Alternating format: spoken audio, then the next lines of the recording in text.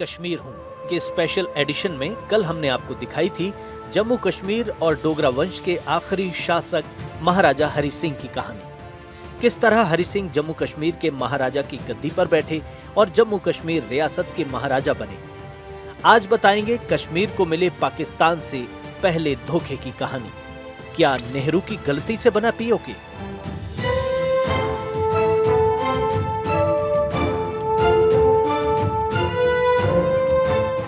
कश्मीर को मिला पाकिस्तान से पहला धोखा। जम्मू कश्मीर हमारे देश का मुकुट है। हम बचपन से सुनते आए हैं, गर्व करते आए हैं। इसकी रक्षा के लिए जम्मू कश्मीर के अनेकों वीर बेटे बेटियों ने अपना बलिदान दिया है।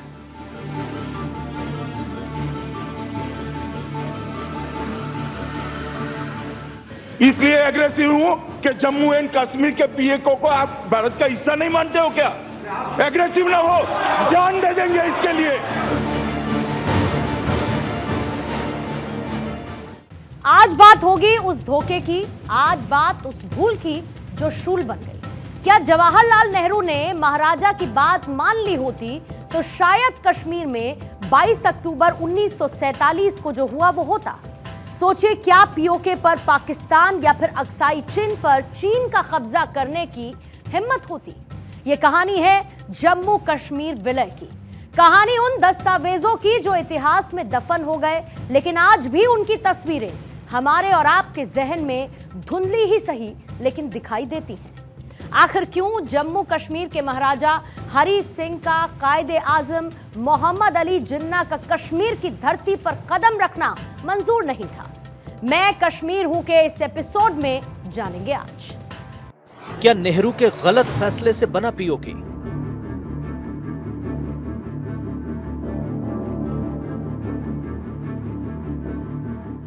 क्या है कश्मीर विलय की पूरी कहानी?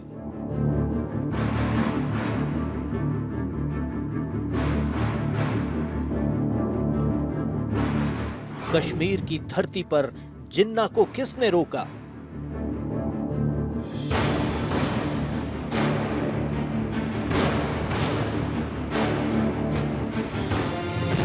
महाराजा हरि सिंह, जिन्होंने जीवन के 52 साल मुस्लिम बहुसंख्यक कश्मीर पर शासन किया। हरि सिंह 15 नवंबर 1952 तक जम्मू कश्मीर रियासत के महाराजा बने रहे।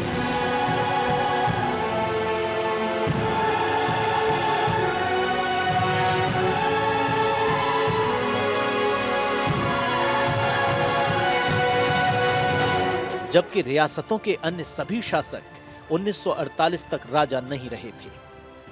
यह है महाराजा हरि सिंह के कश्मीर के भारत में विलय के लिए 26 अक्टूबर 1947 को साइन किया गया विलय पत्र।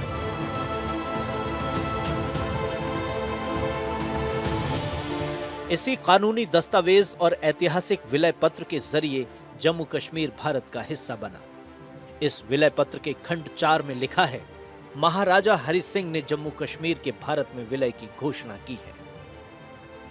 1947 से पहले देश में 565 राजा रजवाड़े थे।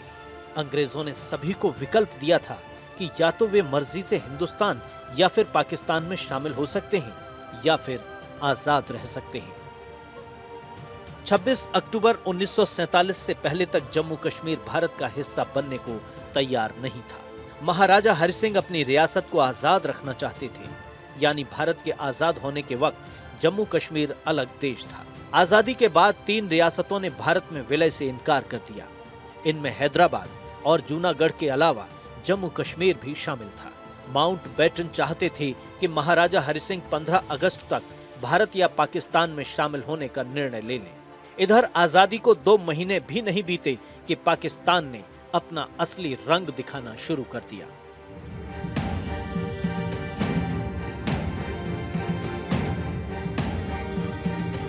पाकिस्तान के कायदे आजम मोहम्मद अली जिन्ना को यह मंजूर नहीं था कि कश्मीर भारत के हिस्से में आए। वो जम्मू कश्मीर को पाकिस्तान का हिस्सा बनाने के लिए आमादा थे, फिर चाहे उनको कोई भी साजिश रचनी पड़े। लैरी कॉलिंस और डोमिनिक लेपायर ने अपनी किताब फ्रीडम एट मिडनाइट में जिन्ना की इस साजिश का जिक्र किया है। किताब के मुताबिक जिन्ना 2 हफ्ते कश्मीर में छुट्टी बिताना चाहते थे।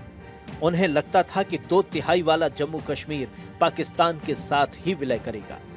लेकिन राजा हरि सिंह ने साफ कर दिया कि जिन्ना का कश्मीर की धरती पर कदम रखना मंजूर नहीं है। आजादी के बाद देश भर की रियासतों ने भारत में विलय स्वीकार कर लिया, लेकिन कश्मीर की बहुसंख्यक मुस्लिम आबादी और हिंदू महाराजा हरि सिंह के बीच भारत या पाकिस्तान में से किसी एक को चुनने को लेकर फैसला लेने में 2 महीने से अधिक का वक्त लग गया।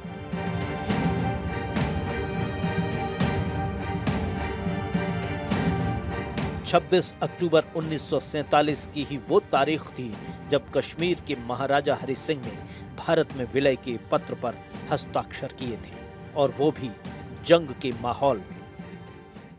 कश्मीर में ज्यादा आबादी मुस्लिमों की थी, लेकिन वहां का राजा हिंदू यानी कि हरि सिंह थे। इस वजह से हरि सिंह का मानना था कि कश्मीर अगर पाकिस्तान में मिलता है तो जम्मू की हिंदू जनता के साथ अन्याय होगा, और अगर भारत में मिलता है तो मुस्लिम जनता के साथ अन्याय होगा। कश्मीर पर पाकिस्तान की शुरू से ही नजर थी। 1947 में भारत का बंटवारा हुआ और पाकिस्तान बना।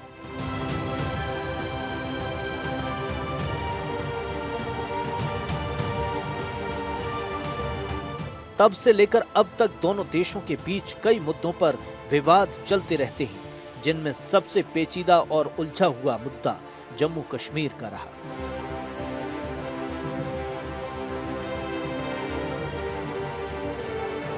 कश्मीर पर पाकिस्तान की शुरू से ही नजर थी।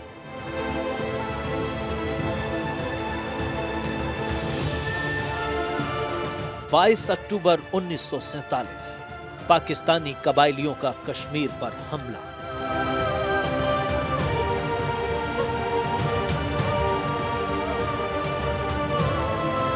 ये ऐसी तारीख थी जिसे भारत कभी नहीं भूलेगा, क्योंकि इस दिन पाकिस्तान ने सबसे बड़ी गलती की थी। भारत में 500 से ज्यादा रियासतें थीं जो धीरे धीरे भारत में विलय हो गईं, लेकिन कश्मीर भारत या पाकिस्तान में से किसी के भी साथ न जाकर स्वतंत्र मुल्क बना रहना चाहता था। भारत के पहले प्रधानमंत्री जवाहरलाल नेहरू के नेतृत्व में गृह मंत्री सरदार वल्लभ भाई पटेल रियासतों को भारत में शामिल करने के लिए लगातार रणनीति बनाकर उसे अमली जामा पहनाने में जुटे थे। कश्मीर को भी भारत में शामिल करने की कवायद तेज हो गई थी। इसकी भनक जैसे ही पाकिस्तान को लगी, पाकिस्तान की नई सरकार और सेना की मदद से कबायली लड़ाकों ने कश्मीर पर धावा बोल दिया। पाकिस्तान ने कबायली घुसपैठ की आड़ में जम्मू और कश्मीर की तत्कालीन रियासत पर हमला किया और बाद में अवैध रूप से उस पर कब्जा करने में सक्षम हो गया, जिसे आज पाकिस्तान अधिकृत जम्मू और कश्मीर यानी पीओके के नाम से जाना जाता है।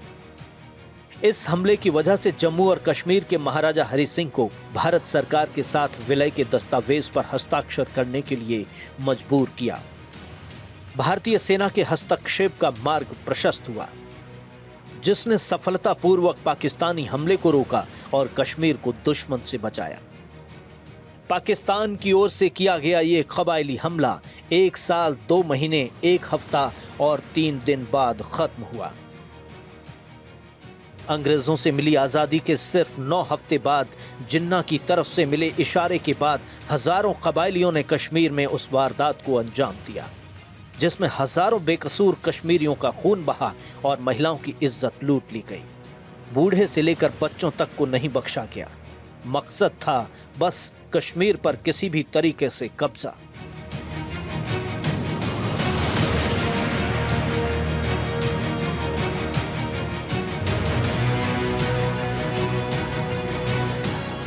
कबायलियों के हाथों में सेना के हथियार थे। पाकिस्तान ने उन्हें पूरी तैयारी के साथ भेजा था। आतंकियों को जिन्ना ने मुजाहिदीन का खिताब दिया। इसी जोश में कबायलियों ने मुजफ्फराबाद और कई हिस्सों पर कब्जा कर लिया। जिन्ना एक तरफ कश्मीर पर हमला करवा रहे थे, वहीं दूसरी तरफ उनके लोग कश्मीर में बगावत करने के लिए मुस्लिम सैनिकों को भड़काने लगे।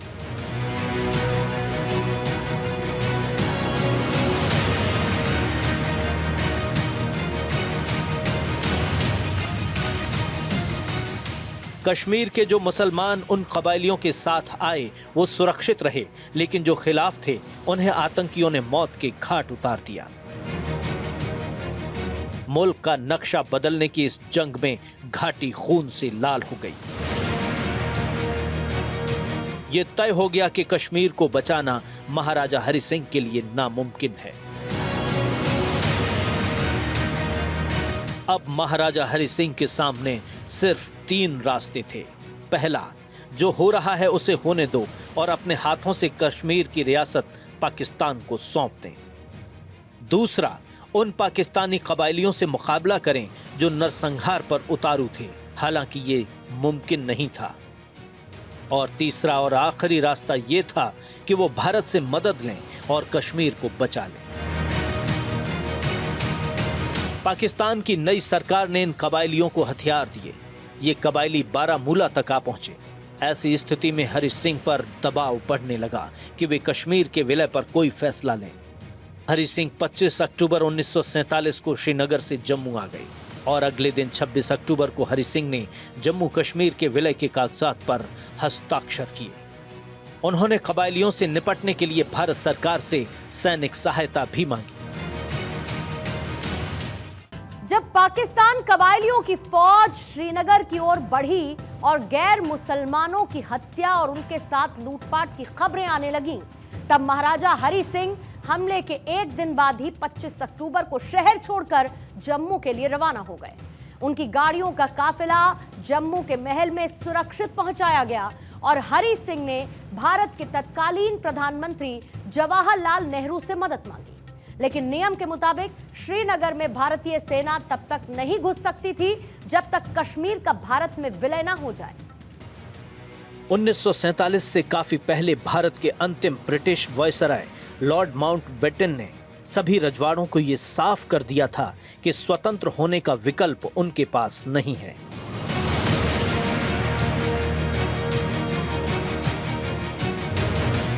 वे भौगोलिक सच्चाई की अनदेखी नहीं कर सकते थे।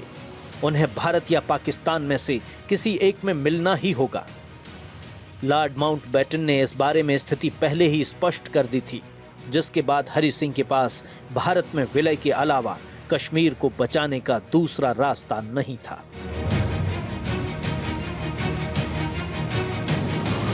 लौह पुरुष नाम से जाने जाने वाले देश के पहले गृह मंत्री सरदार वल्लभ भाई पटेल कश्मीर को भारत में शामिल करने के लिए लंबे समय से कोशिश कर रहे थे। जैसे ही हरि सिंह ने मदद की गुहार लगाई, गृह मंत्रालय की ओर से तैयार किए गए विलय के 2 पन्नों के दस्तावेज को लेकर गृह मंत्रालय के उस समय के सचिव बीपी मेनन 26 अक्टूबर 1947 को जम्मू पहुंचे थे और उसी दिन हरि सिंह ने हस्ताक्षर कर दिए। इसके बाद 27 अक्टूबर की सुबह भारतीय फौज को श्रीनगर की हवाई पट्टी पर उतारा गया। सेना ने ऑपरेशन शुरू किया और कबायली लड़ाकों को न केवल श्रीनगर में घुसने से रोका, बल्कि कश्मीर घाटी से भी उन्हें पीछे धकेल दिया।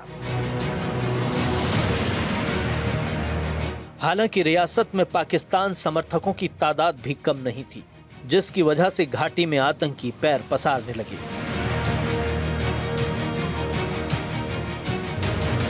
और दुनिया के इस खूबसूरत टुकड़े पर आतंक की लकीर खींचती चली गई। पाकिस्तान की फौज कश्मीर को ताकत के बलबूते जीतने आई थी, लेकिन मोर्चा संभालते ही भारतीय सेना ने उसे एहसास करा दिया कि भारत सिर्फ आकार में ही नहीं, बल्कि दिलेरी और बहादुरी में भी पाकिस्तान से कई गुना बड़ा है। मोर्चा संभालने के कुछ दिनों बाद ही कश्मीर पर 2/3 जगहों पर सेना ने भारत का झंडा लहरा दिया। 1 साल 2 महीने 1 हफ्ता और 3 दिन तक चली इस जंग के बाद इसका मसला संयुक्त राष्ट्र में पहुंच गया, जिसके बाद 5 जनवरी 1949 को सीज फायर का ऐलान कर दिया गया।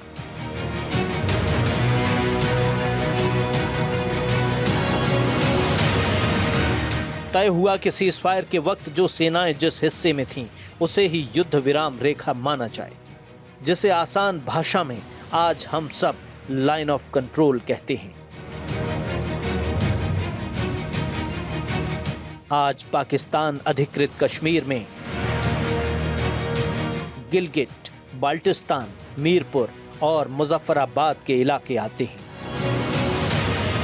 ऐतिहासिक दस्तावेजों की माने तो भारत पाकिस्तान के बीच इस पहली जंग के बाद से ही कश्मीर में जनमत संग्रह की आवाज मुखर होने लगी थी।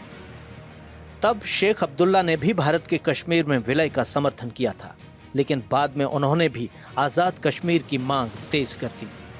आग में घी बना 1952 में भारत सरकार का वो फैसला जिसमें अनुच्छेद 370 के तहत जम्मू कश्मीर को विशेष राज्य का दर्जा दे दिया गया। 70 के दशक तक ऐसा चलता रहा, लेकिन 1974 में तत्कालीन प्रधानमंत्री इंदिरा गांधी के आग्रह पर शेख अब्दुल्ला ने कश्मीर में जनमत संग्रह के लिए गठित किए गए फ्रंट को भंग कर दिया। तब इंदिरा गांधी ने 24 फरवरी 1975 को एक बयान में कहा था कि समय पीछे नहीं जा सकता, यानी कश्मीर भारत का अभिन्न अंग है और जनमत संग्रह की गुंजाइश नहीं है।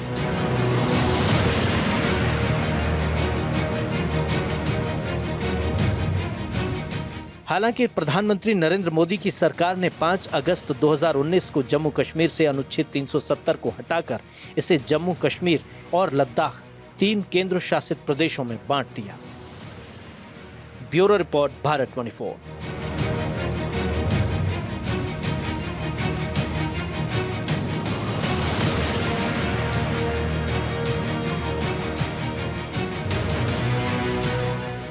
इसी के साथ हमारी आज की खास पेशकश में फिलहाल इतना ही।